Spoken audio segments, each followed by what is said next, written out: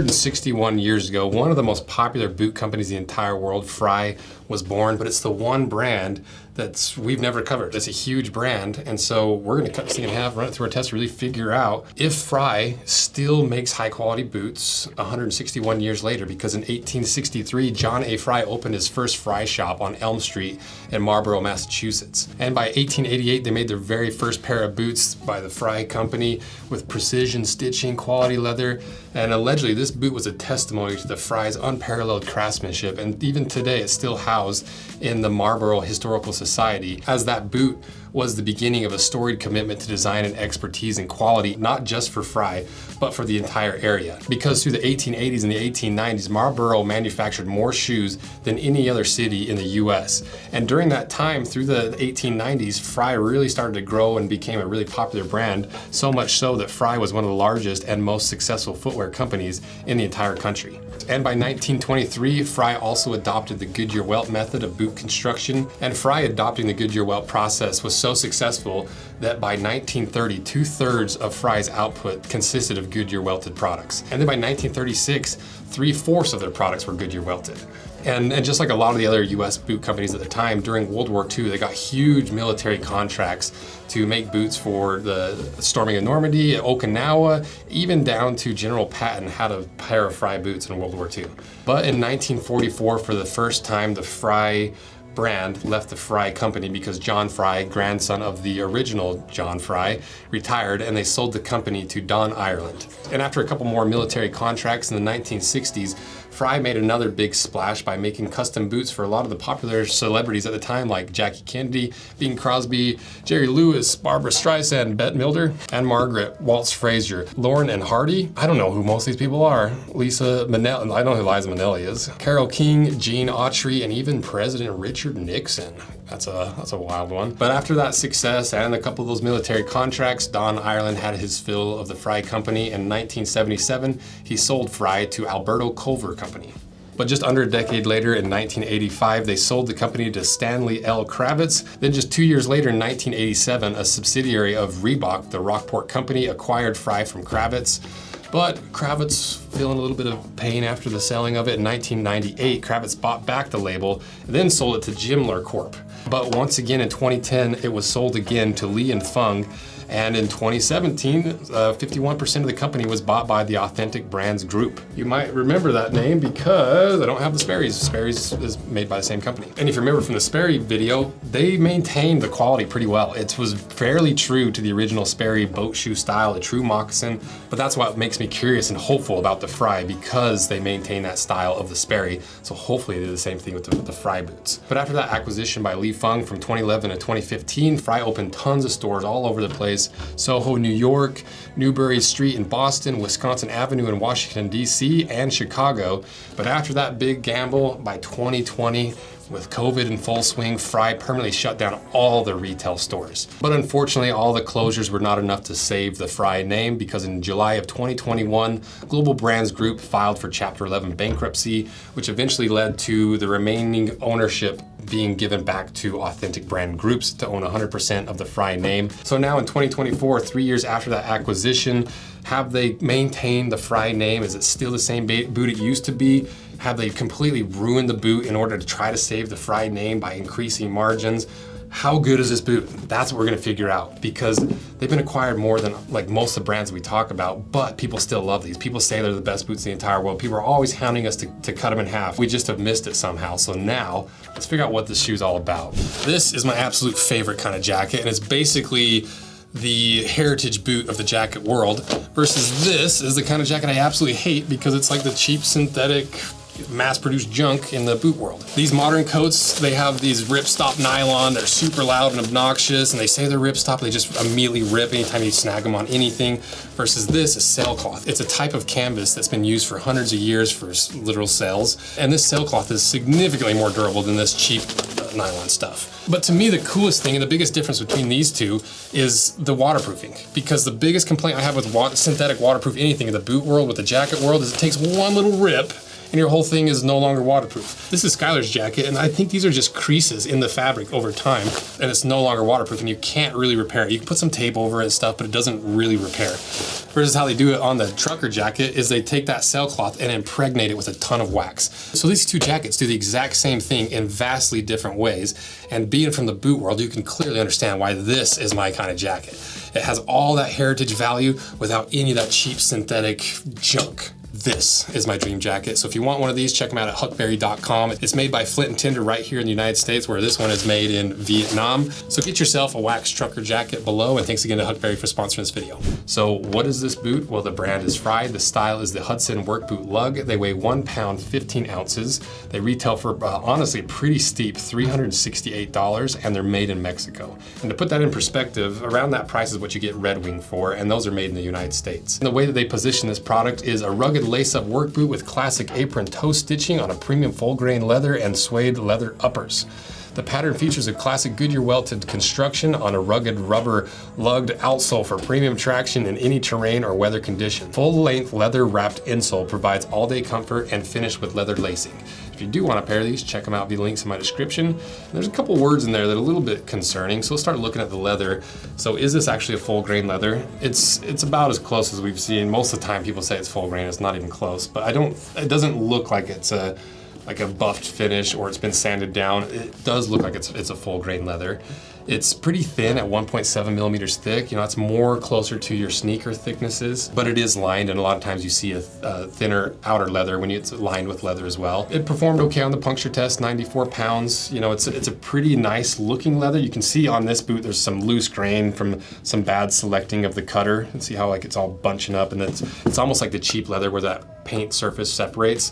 Loose grain will do that same thing. It is well saturated, it's well conditioned, it's not a super dry leather. So honestly, it's not a bad leather at all. This particular boot was cut from the belly where it's too stretchy and it's all loose. So about what I would expect for a $350 boot for the upper leather. Then you look at the inside at this lining leather, and I was not convinced it was real leather at first. But we burned it and it is really leather. It just has that really heavy coating, and that coating really starts to split pretty easy too. And so that lining leather, there's a lot better lining leathers out there in general, but especially for a $350 boot. But one thing I do like is on the inside, there is what seems to be a dedicated internal counter cover that looks like it's leather. We'll see if we get it cut in half.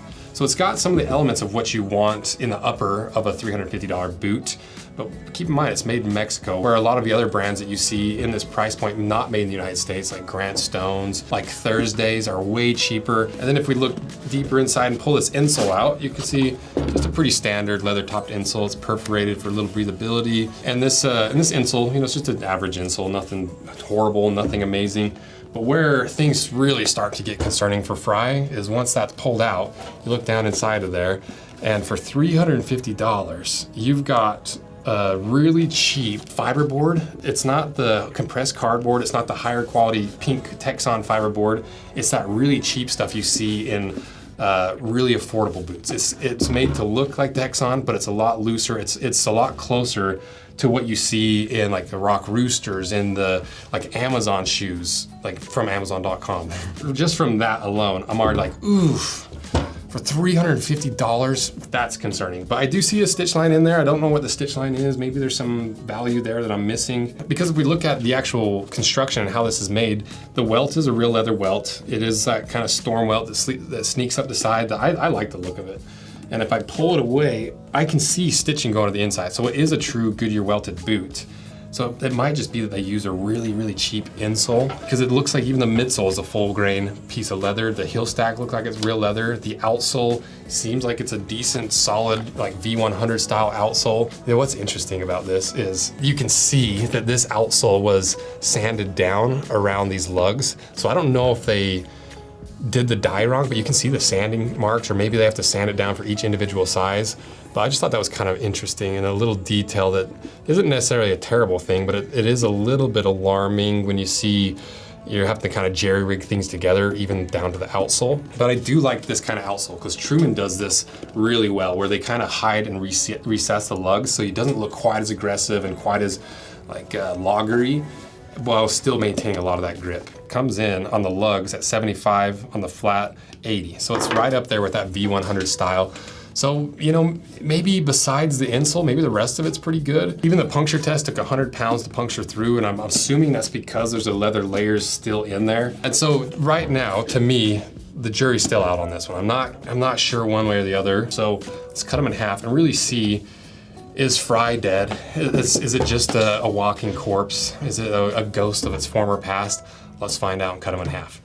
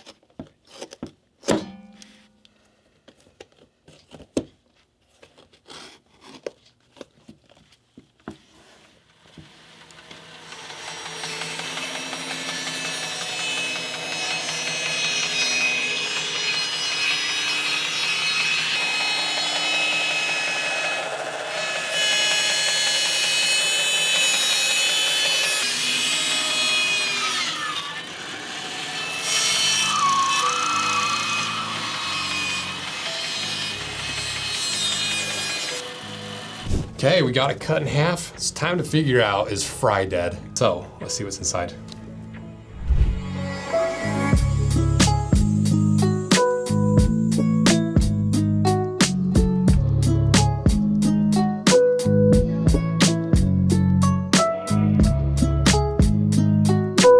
All the sins are hidden on the inside. This is pretty surprising to me, because if you look at this, you do technically have a leather midsole, but then there's this huge gap underneath of the forefoot, which, you know, that's probably there to give you a little bit more squish, make it more comfortable. But the problem is, if you're buying a $360 boot, you're probably gonna wanna have the ability to get it resoled. And when the cobbler goes to resole this, they're gonna have to rebuild that midsole, because there's no way that foam's gonna last, because right above it is all that cork. So you need something to hold all that cork in, to give you that structure, to give you that stability. And not even to mention the fact that they use that really cheap pink fiberboard. And it's so cheap that you can see underneath of that pink layer, they've had to back it with a piece of fabric, reinforcing to the fact that it is a really cheap material. Then underneath that, you've got that compressed cardboard, which is not a terrible material. You see that in a lot of boots and shoes, but it's, you know, for $360, this is similar to how Thursdays are built in Mexico as well, for $200, $160 less. But the Fryes have worse versions of the materials, worse construction techniques. Because if you look at the counter, this is that blue speckly counter material that also comes in a lot of different qualities, because some's really good and it's thermal molding and it's strong and it doesn't fracture and crack, while other stuff, like this cheaper stuff, is really, really crumbly. You know, it's just a matter of time before, you shouldn't be able to do that with your insole or your counter material. Because the idea is that if you bend this over and over and over as you're wearing the boots, you know, just casual wear, putting them on, taking them off, over time, that's gonna split that counter. And once again, if you want them to be rebuilt, the cobbler's gonna have to go rebuild all that. It's gonna cost you more than it's worth. And at that point, you might as well just buy a brand new pair of boots. Because even this counter cover is just this terrible lining leather flipped. So it's at least it's suede out. It has the appearance of quality with none of the actual substance on the inside.